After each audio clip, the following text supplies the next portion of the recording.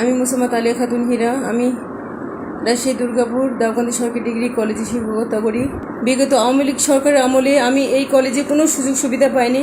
শুধু একটাই প্রবলেম, সেটা ছিল আমি বিএনপি পরিবারের মেয়ে। আমাকে অনেক অপমান এবং অবহেলা করা হয়েছে।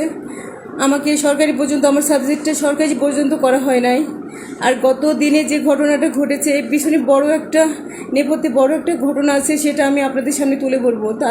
তার আগে আপনারা কেউ আমার সম্পর্কে অন্যায়ভাবে, কেউ নোংরাভাবে কেউ অপপ্রচার চালিয়েন না। আপনাদের কাছে আমার অনুরোধ, আমি সত্যটা তুলে ধরবো। আমি অন্যায়কে কখনো প্রশ্রয় দিই না, মিথ্যে কথা বলি না। আমি ভদ্র পরিবারের মেয়ে। আমার সম্পর্কে কেউ নোংরাভাবে কেউ যেন না বলেন। দেশবাসীর কাছে আমার আকুল আবেদন, আপনারা কেউ আমার সম্পর্কে কেউ নোংরা প্রচার চালিয়েন না।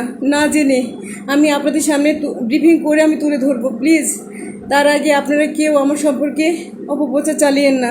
এই কলেজটা একটা আওয়ামী লীগের পলিটিক্যাল অফিস ছিল। এখানে কোনো প্রাতিষ্ঠানিক একাডেমিক কোনো কার্যক্রম হতো না। এখানে অধ্যক্ষ এক্স প্রিন্সিপাল যিনি ছিলেন, উনি মোজাম্মেল হক স্যার। উনি দুর্গাপুর থানার সাধারণ সম্পাদক ছিলেন।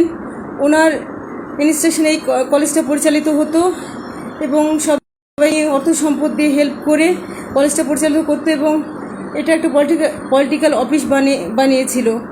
আরও অনেক তথ্য আছে এবং ভারপ্রাপ্ত প্রিন্সিপাল যিনি দায়িত্ব নিয়েছিলেন, এনামুল হক পারভেজ স্যার, দর্শন বিভাগ, উনি যে দায়িত্ব নিয়েছিলেন, এনার পিছনে বড় একটা চক্রান্ত ছিল, বড় কিছু ছিল। সেটা হচ্ছে যে স্যারের যে সিনিয়র যিনি ছিলেন রাহিন মজিদ স্যার, ওনাকে ভয়ভীতি দেখিয়ে ওনাকে বাদ দিয়ে উনি চেয়ারে বসছেন। এর পিছনে অনেক অনেক স্বার্থ জড়িয়ে আছে।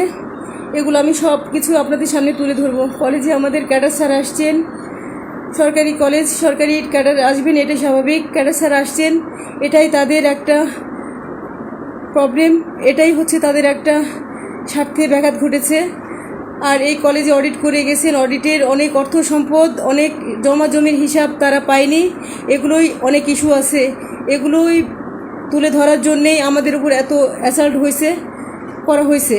এগুলো আমি আপনাদের সামনে একদম ফ্রেশভাবে তুলে ধরবো, প্লিজ। তার আগে আমার সম্পর্কে কেউ নোংরাভাবে তুলে ধরিয়েন না।